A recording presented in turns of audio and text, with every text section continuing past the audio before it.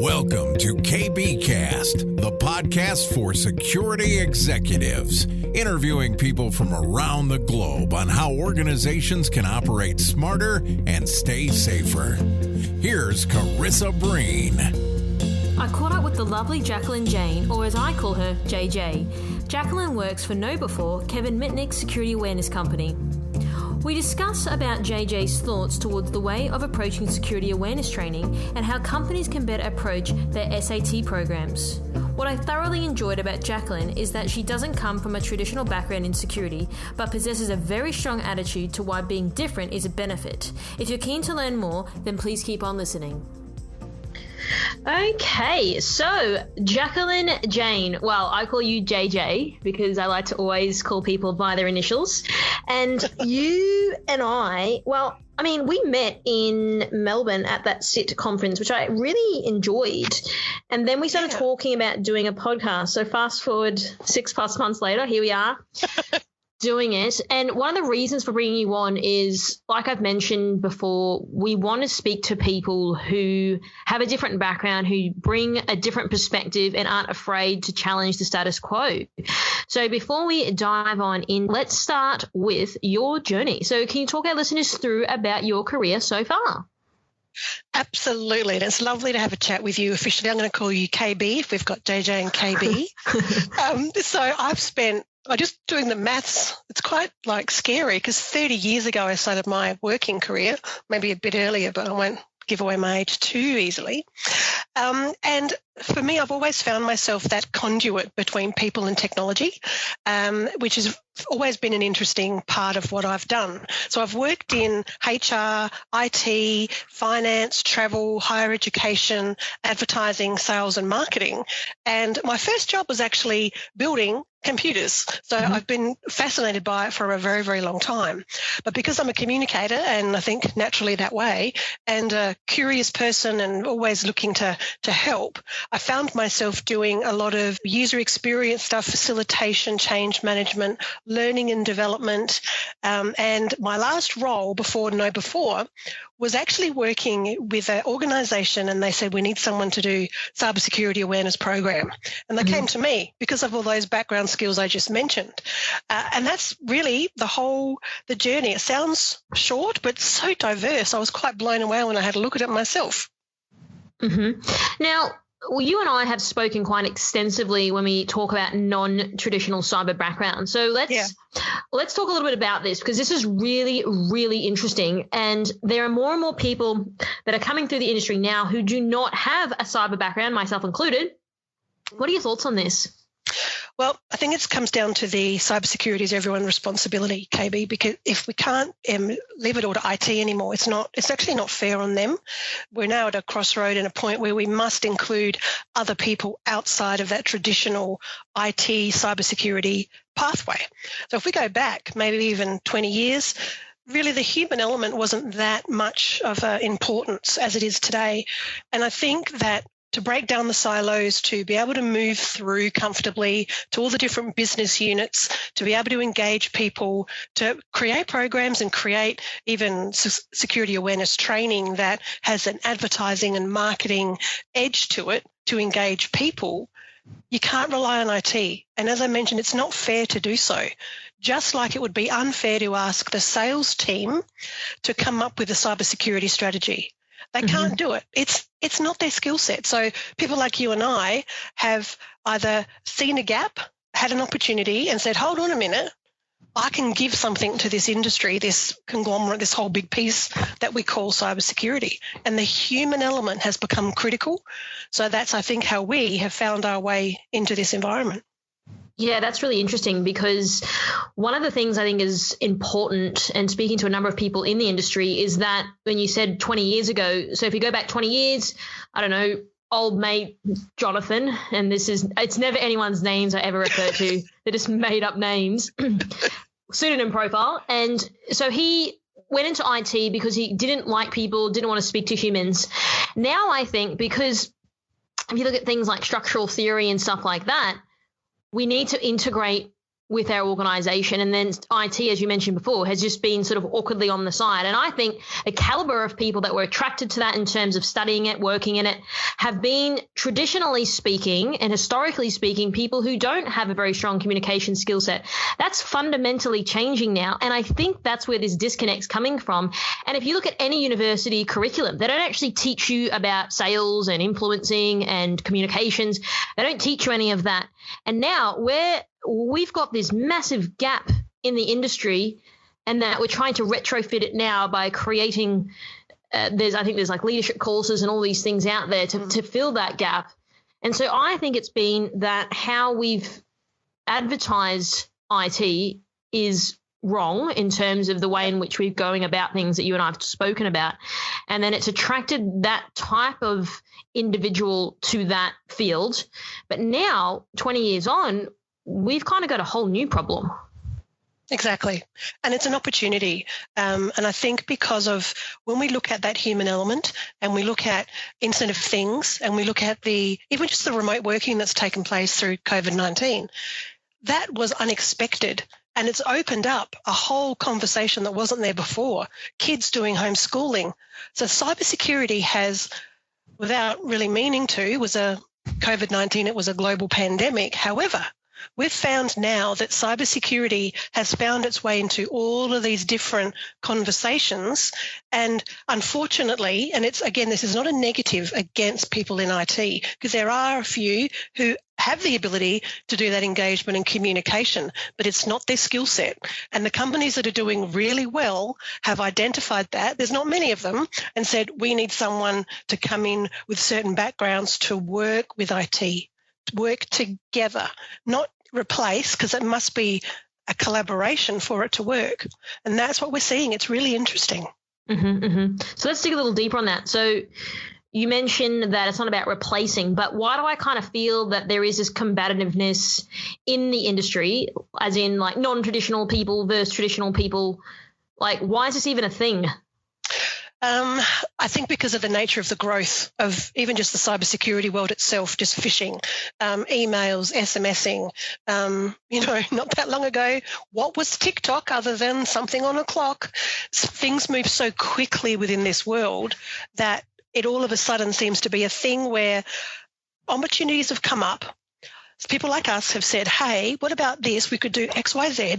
And those traditional IT people that have been doing this for 20, 30 years have an instant attitude of, who the hell are you and what can you tell me about what I do? And actually nothing. There's nothing we can tell them with their job. They're brilliant at it. It's how can we help you to get your message across, translate it into what these people need to hear? Because we've had this conversation before, KB. I've been to a few cyber events now. It's the same people. It's cyber talking to cyber. And my first thought was, where's everybody else? Mm-hmm. And I know it's really important to have cyber with cyber, but that's critical because of the information shared, ideas and networking, and just it's really important. But the flip side is the messaging is cybersecurity is everyone's responsibility. Everybody needs to do this. Everybody, Internet of Things, it's everywhere. So we're talking globally, we're talking cross verticals, all industries, different ages, and yet it's the same people all the time. Mm-hmm. And I don't think it's intentional. Well, I know it's not intentional. It's time to sort of lift up the heads and say, okay, what can we do? And let's talk to the people outside, and there's no need for that combativeness. This is a together thing.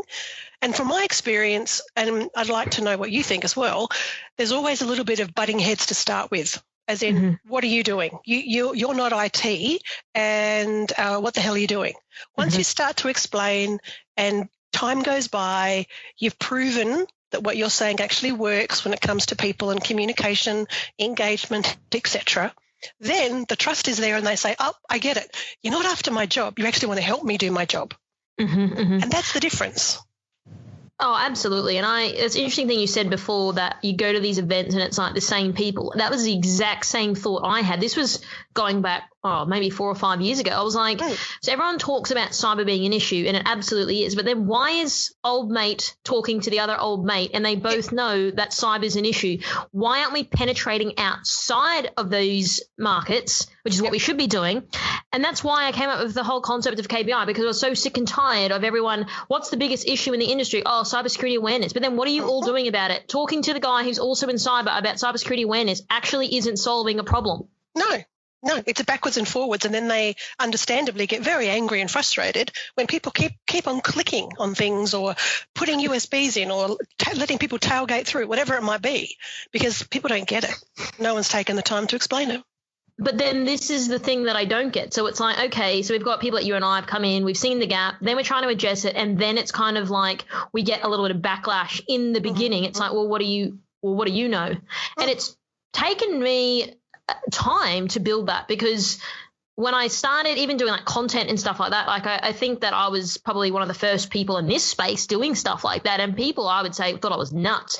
But now, fast forward 3 years almost been doing this, people, their views have changed, and it's been really, really hard because you have to hang in there, and when you're doing something different, people will not understand you, and you have to be prepared for people to not understand you. But then over time, that does change. And I think that we're losing out on the industry a lot because people are very quick to make a decision about what someone's doing when they're doing something different versus the status quo. And we need to do something different. Doesn't always work that way, though. I think it takes you got to be, I don't know if it's a right place, right time, you create your own destiny, whatever you want to call it.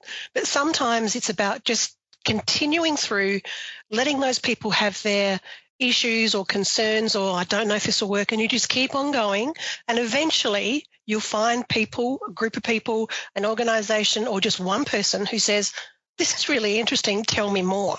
And that's what I found through my whole life, really. It's that's interesting, tell me more, or no one's ever said that, or no one's ever asked that, or what the hell are you talking about? Once I can have a conversation with someone, you've probably found the same thing, then it's like, oh, that's interesting. And then you can move on to the next step. Oh, absolutely. And I think that now it's made our messaging clearer in terms of what we are trying to do, because there is that gap in the market and we're trying to address that. And I think that people need to probably understand at a zoomed out view of what the actual issues are, and then sort of saying, okay, well, these people fit here, here, and here, and that it shouldn't be we're trying to take over your jobs, because I've been in these roles before and it's not something that I find of interest anymore, and I've sort of moved out of doing that stuff, and this is something I really like doing. So I don't think people should be so quick to jump the gun and assume that we're here to sort of take over their jobs and stuff like that. Exactly. We're here to work with them. We're here to make it easier, and really have a look at what is going on out there and what their pain points are and how we can help. It's surprising when people realise you actually want to help them, floodgates open and you can work together and you can do some great things. I know you've mentioned that at Know Before that they were really excited about getting you on board because you weren't from the traditional background. So, like, can you talk to me about their reasoning behind this and how other companies can sort of follow in Know Before's footsteps? Yeah, this was a really interesting learning for me and situation for me, because I'd used the product. So I'd done research back in 2017 and creating this cybersecurity awareness program. I did the whole marketing approach, created logos, did a whole timeline and, mapped it out for 2 years, researched a platform to be able to do some training and some simulations for social engineering, including phishing. Know Before was just popped all the way through, and I thought, okay, these guys really are ahead of the curve. There's something different. So I put forward that I would like to recommend the Know Before platform. Fast forward 18 months and, okay, I need to do something bigger now. This is an amazing platform. What these guys are doing is extraordinary. How can I play in this space? I'm not even IT. What do I do? So I backed myself, took a risk, flew over to America and said hi. And to my surprise, they were fascinated with my dare I say it, journey of my career, where I had come, and that I'd used the platform and created a cybersecurity culture that didn't just rely on the KnowBe4 platform, but actually put all the other elements that's required for any piece of change management or awareness, not just that tick box, training done, move on. And considering the people I work with, I went over to meet with them in a very excited way of these people are extraordinary. And little did I know they were thinking about me that way, which I still can't quite come to terms with. I'm getting there, but I have the skills, knowledge and experience in a certain element when it comes to engaging organisations, different business units, different people across all levels about the importance of cybersecurity. And in a nice way, educating IT about why they need to do these extra pieces of work to engage people, and also telling the people, don't just think you can go and do your own stuff. Here's what's actually going on, and here's why it's important for you to do something. So because of all of that, they saw that importance of diversity in thought, in experience. I mean, KnowBe4 have 50% female employees, and we've just, I think, tipped over 900 people. That's extraordinary. And it's not like they've gone to do that specifically, but when it comes to bringing together the team of evangelists that I work with across the globe, together we're a perfect human.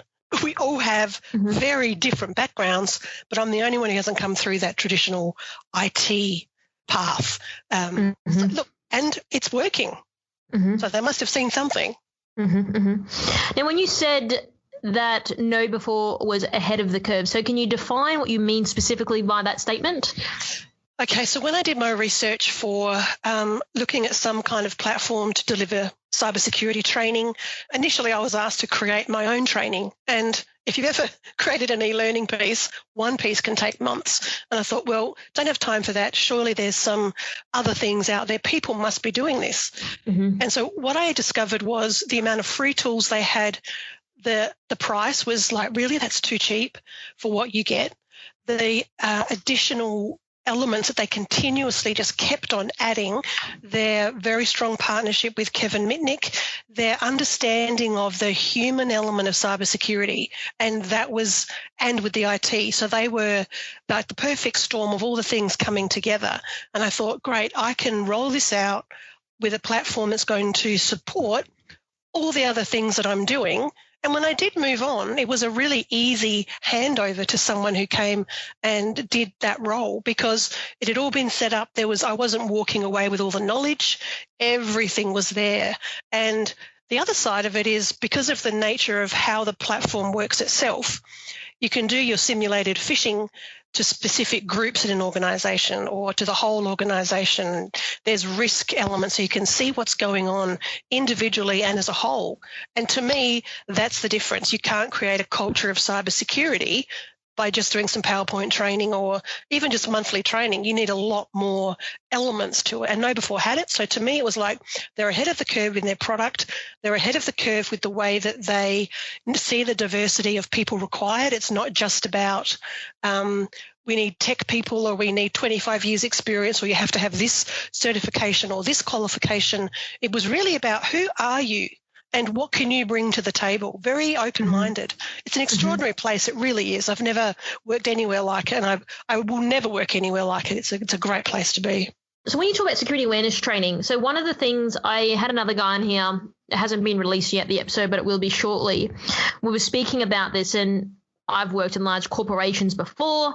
I was working in security myself, and I think I had failed a lot of the training. Now, the reasoning for that was I just wasn't engaged with it. I thought it was very cheesy. It was so awkward to watch because I was like, oh, this is Johnny. Johnny picks up USB. Johnny plugs into USB into old mate's laptop.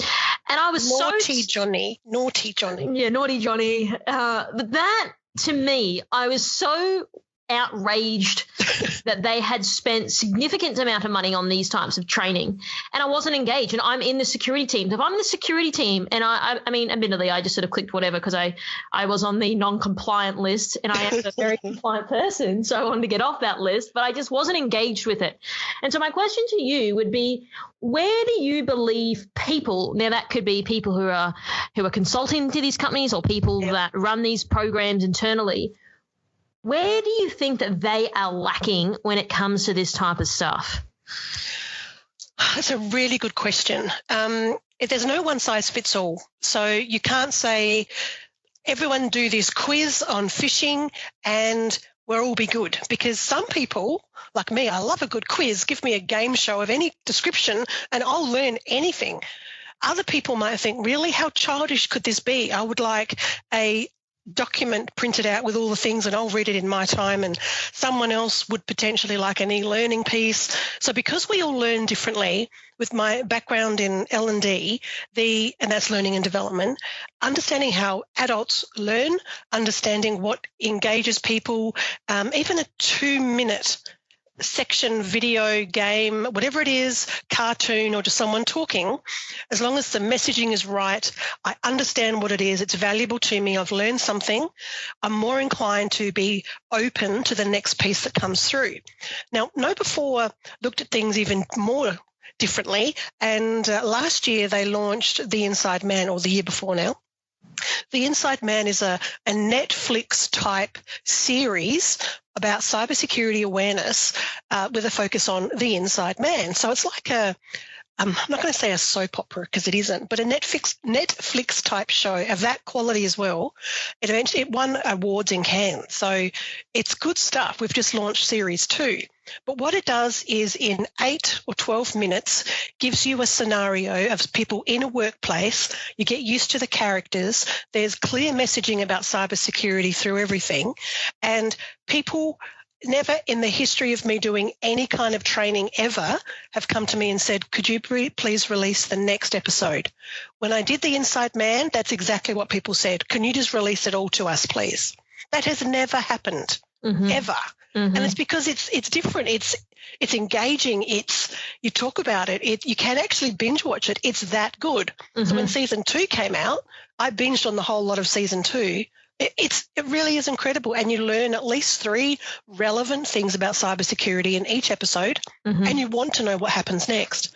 So gone are those days of PowerPoint or Johnny picking up the USB and it's all really disjointed, awkward and staged. So there's Know Before have over 1,000 different elements of learning in their platform. Now, some people, and when I first saw it, I thought, well, that's a lot. But you could send a poster out to people in an email, and that's it. You could send a 30-second piece to the executive team because there's something designed specifically for them.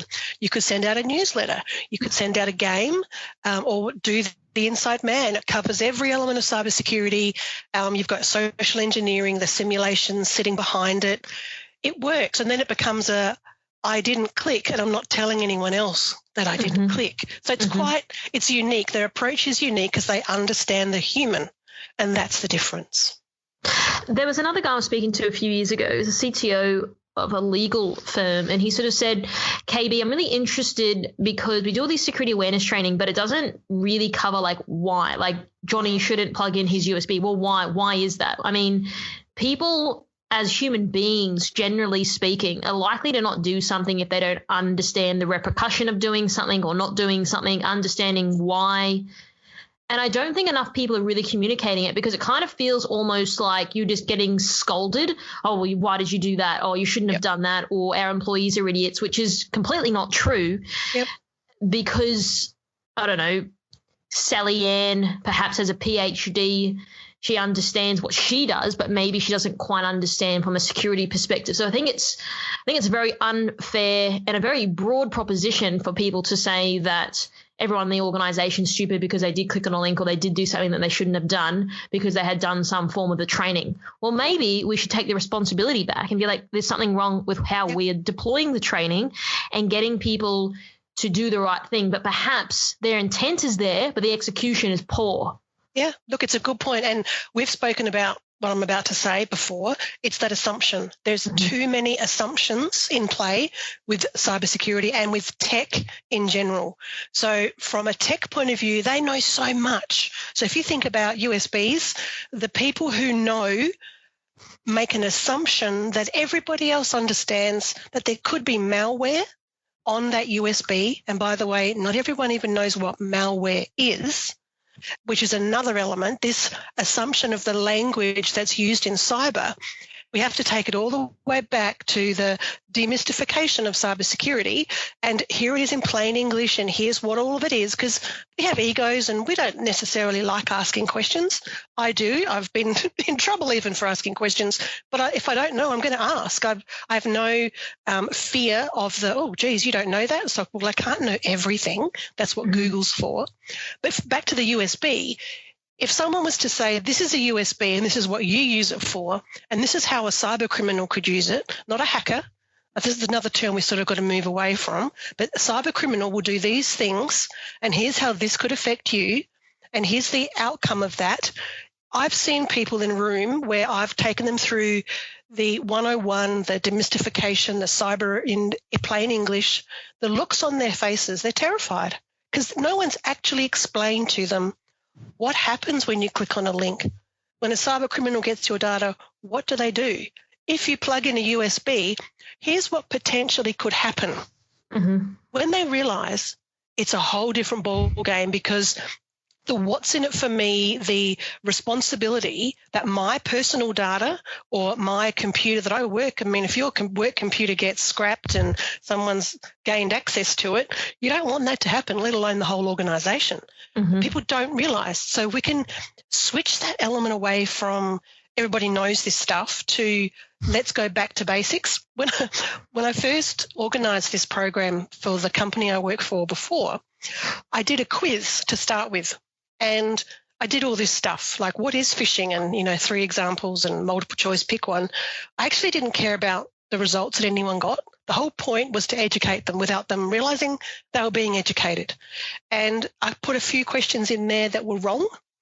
And I could tell that people were talking about it because I was challenged a lot. That really wasn't the right question to ask. You didn't really word it the right way. I thought, no, I didn't, but I did it for a reason, because curiosity is what it's all about. Mm-hmm. And people then had a really good understanding of some basic cyber stuff before we even started the whole program, which was an interesting approach. And, it did work.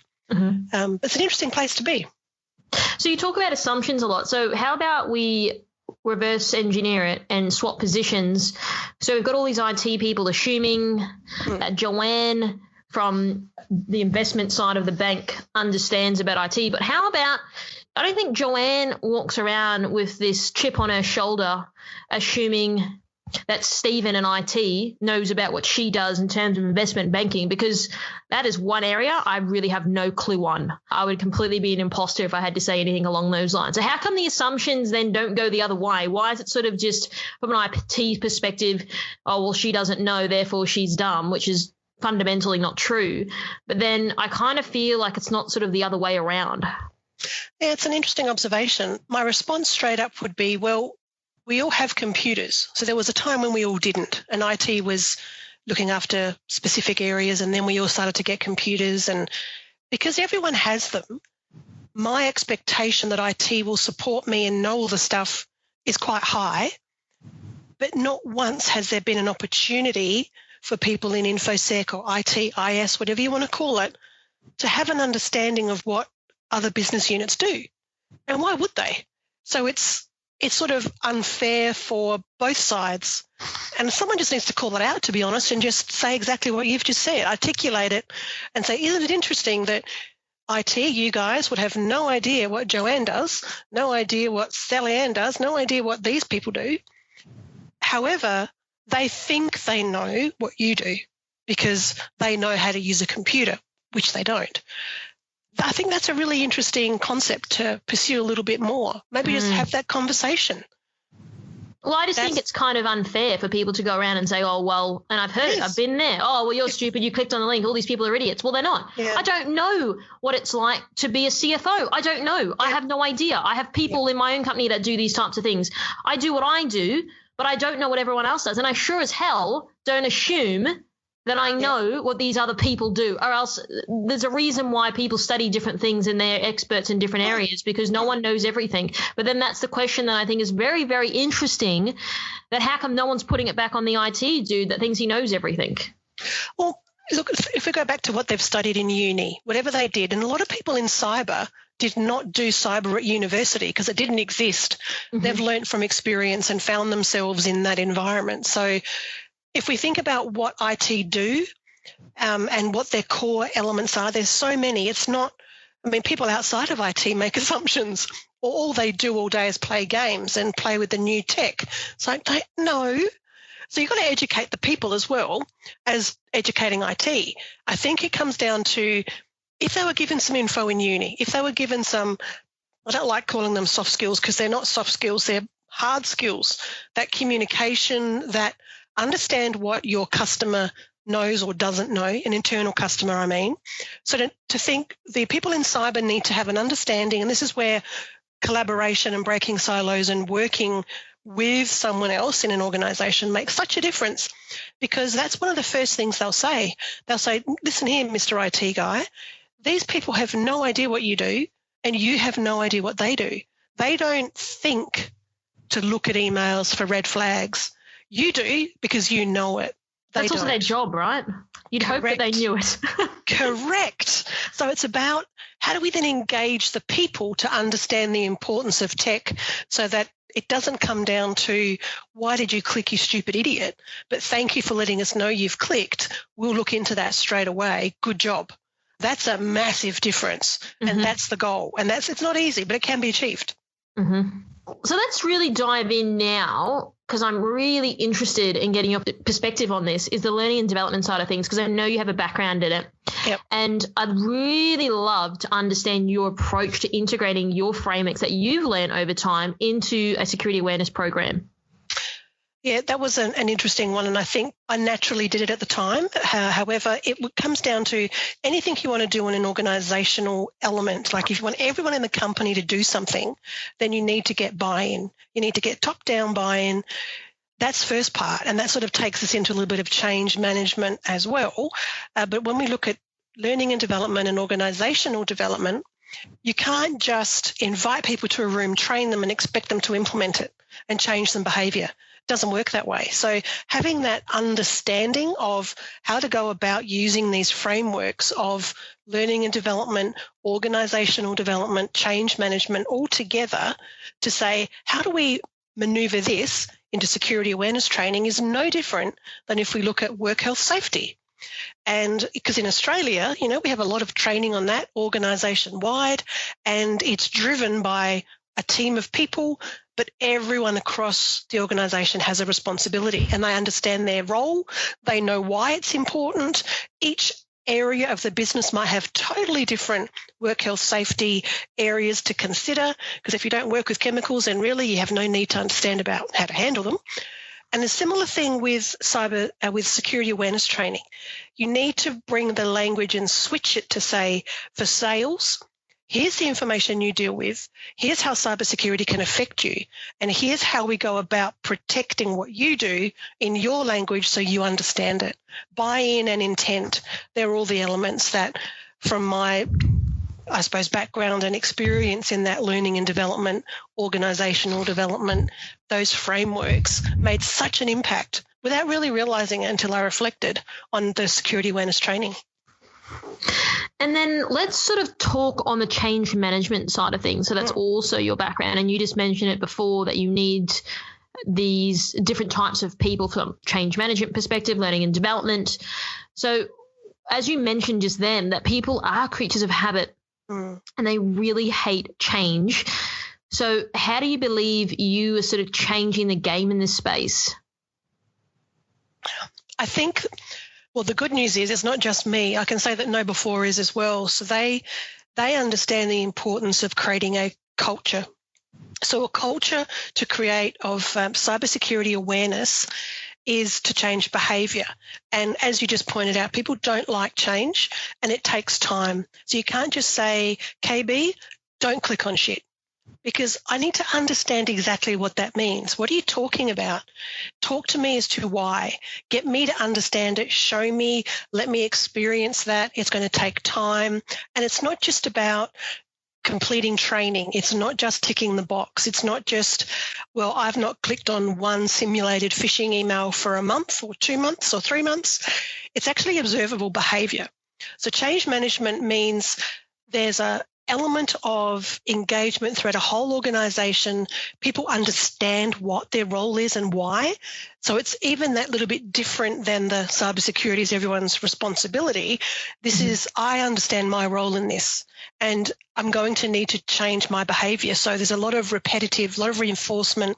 And it, as you mentioned before, never making someone, when it comes to this space of cybersecurity, never making someone feel bad. Because let me tell you, and I'm sure you've seen them too, some of the phishing emails that have gone around in the last few years, they're getting so sophisticated. I'll even fall for them. It takes such a cluey eye these days to be able to think, hold on a minute, this doesn't look right, because they're just so good at what they do. This is billions of dollar industry. This isn't all trillions, I think they said by the time we get to 2021.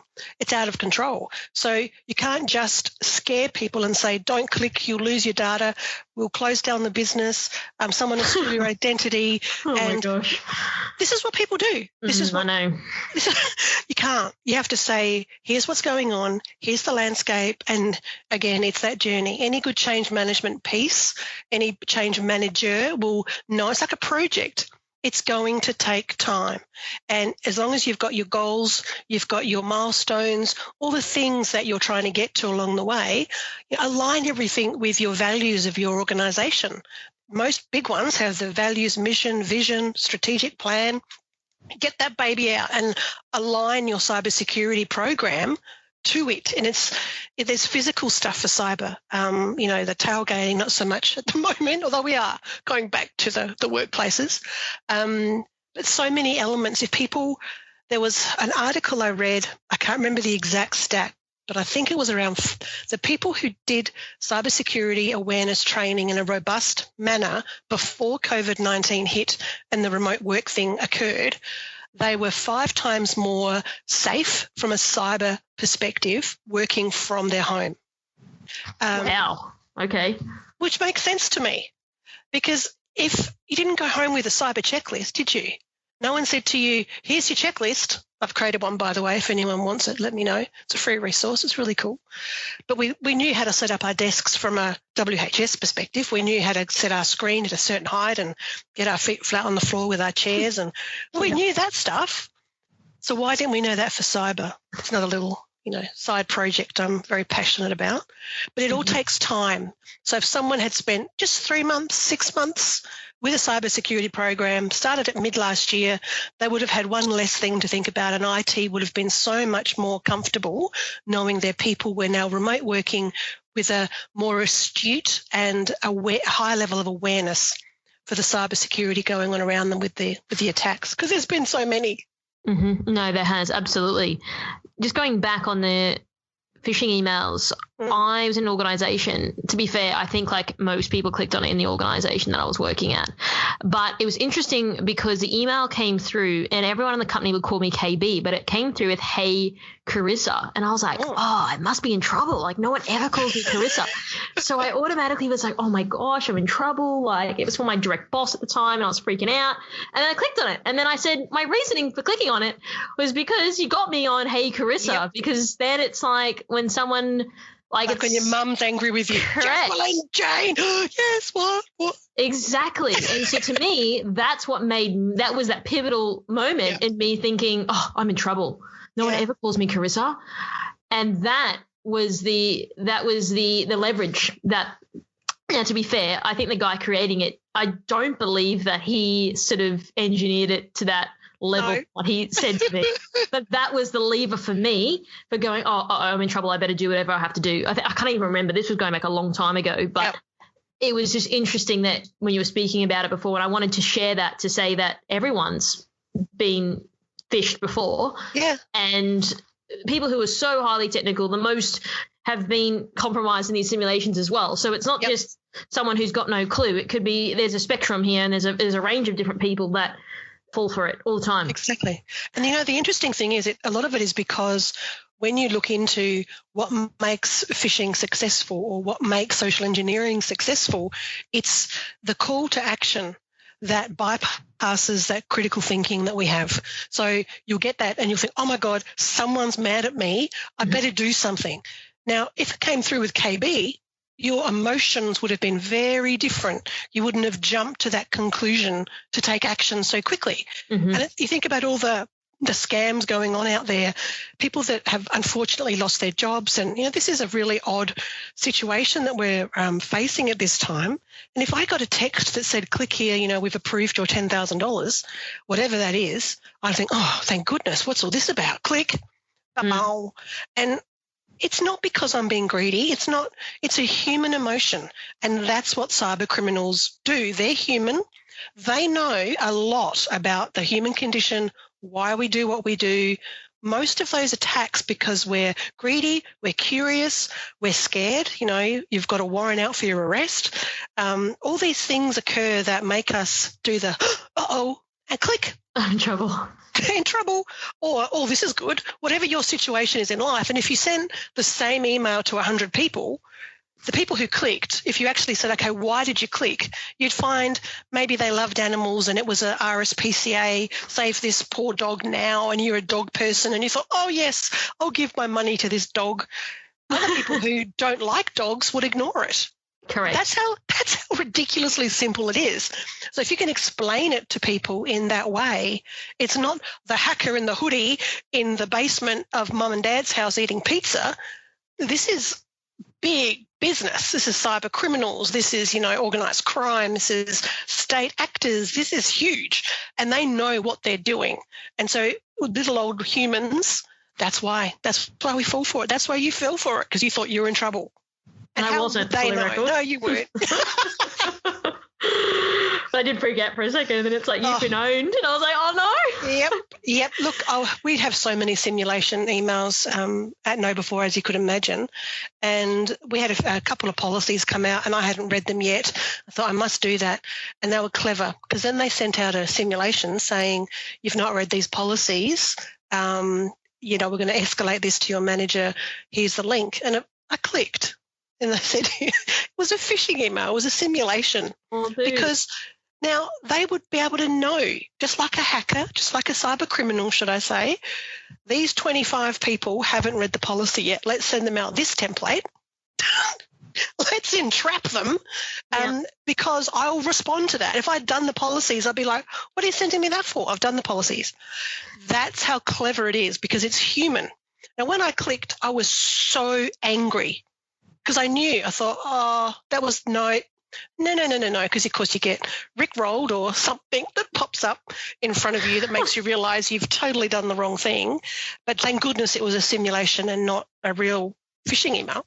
Mm-hmm. But, that's why they're so important. It was emotion that gets you. And I know better. If I'm not expecting it, I will go through that email with a fine-tooth comb before I engage at all. If in doubt, I'll report it. It'll come back to me if it's safe.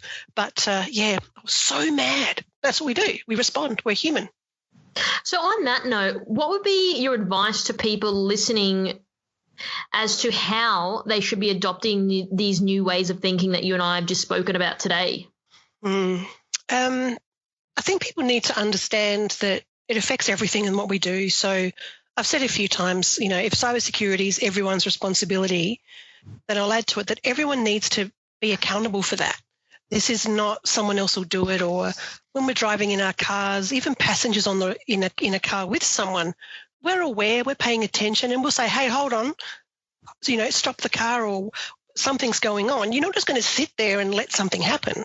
So it's about stepping up and saying, okay, I've got a mobile phone or two, I've got an iPad or 3 tablets and a laptop and a desktop, and my mum's got a phone, my children do, whatever it might be, Internet of Things, my fridge can, attached to the internet, and Google Home, Alexa, it's everywhere.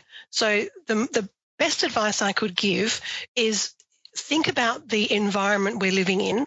How do we really switch this to get people to understand why it's important and how we can be accountable for it and the difference we can make? Most of us want to help, and this is helping the greater good.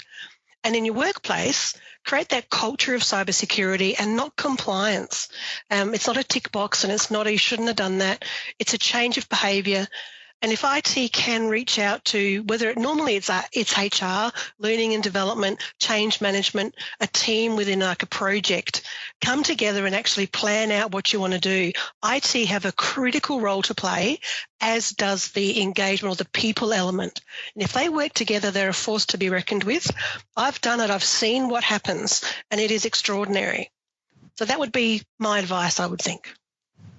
And just lastly, what do you believe sort of on the horizon when it comes to the security awareness space? Well, one thing I know is there's no fix, there's no solution, there's no way to stop it. It's ongoing. Cyber criminals are just going to find another way to get at whatever we're doing, as long as we're clicking and engaging and human. So until we're all robots, this is never going to go away. And we need to make better decisions when it comes to security awareness. And I think that's the goal. If someone out there thinks, okay, so all we've got to do is create a program, get Know Before, or another platform that does these things, because it's not just about Know Before. They just happen to be really good at what they do, but there are other options there too. This is about helping people, educating people, getting them to understand, to make better decisions when it comes to things like security. Look at the work health safety element. I think that may tip eventually. I mean, it's a big plan in my brain, but I think if you've got a WHS officer, I think you should have a CHS officer, so that I can go to KB and say, hey, I've got this email. I'm not too sure. Could you just look at it for me before I annoy IT? Because they're awesome people. They're busy, so I thought I'd come to you first. Just like first aid officer, I need a Band-Aid. You don't go to the CEO for that. You go to your first aid officer. So change a few things around when it comes to security awareness training. And because it affects all areas of life, it's also at home. So this is bring it all into play. Don't just talk about the office. Don't just talk about customer data or company data. Talk about the effects of all areas. And I think as we move forward, that horizon should be a little bit more empowering to create those human firewalls. People say, I've heard it so many times, your people are your biggest risk. No, they're your biggest asset. Flip the language. Look at them for what they can do for you.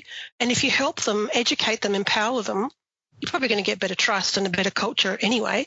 You just hopefully won't fall for these awful cyber attacks. Well, JJ, I have absolutely loved speaking with you today and getting really inside the mind of how you think, because I do believe people can take a lot away from this conversation. But before we wrap up, if people are interested in chatting to you, or perhaps I'd like to ask you a question that I haven't asked you, how can I get in contact with you? I was going to say send a raven, but unless you watched Game of Thrones, that would make absolutely no sense. So LinkedIn's a good place to start. Jacqueline Jayne, I'm sure you'll have links, etc., that people can have a look at. And also through the Know Before website, you'll find me there as well. So that's knowbe4.com. You'll find me there, and email as well. So JacquelineJ@knowbefore.com. Well, that's it, Jacqueline J. Really, really appreciate it. Thank you very much. Thank you, KB.